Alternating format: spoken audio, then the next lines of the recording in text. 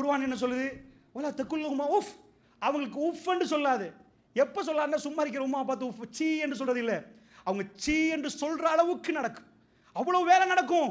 அவங்களோட வயோதிபம் சில வேளை உங்களை சீ என்று சொல்ல வைக்கிற அளவுக்கு கொண்டு வரும். அப்ப சொல்லக்கூடாது. உங்க உம்மா உங்களுக்கு தீர்த்துற நேரம் இல்லை. அவங்களுக்கு ஏதோ மறதி வந்துடும், வயோதிபத்தை அடைஞ்சிருவாங்க.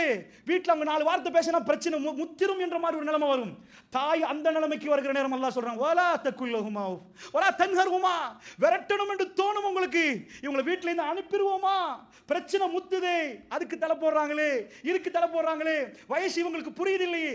அந்த நேரத்தில் அல்லாஹ் சொல்றான், விரட்டாதீங்கிறான். விரட்ட மாதிரி டைம்ல, உங்களுக்கு அணையாட போடுற டைம்ல அல்லாஹ் சொல்லல. இதை உங்களை உட்கார வச்சு உங்களுக்கு தர்ற டைம்ல சொல்லல. அவங்களுக்கு வலா தன்ஹர்ஹுமா வகுல்லஹுமா கௌலன் கரீமா. அந்த நேரம் எல்லாம் எப்படி பேசணும் தெரியுமா? சங்கையா பேசணும். என்னம்மா வேணும், என்ன செய்யணும், உங்களுக்கு ஆத்திரம் பொங்கிட்டு வரும். ஏன்னா அவங்களோட வயோதிபம். அல்லாஹ் சொல்றான், குல் ரப்பி ரஹம்ஹுமா கமா ரப்பயானி ஸகீரா. என்ன சொல்லணும்?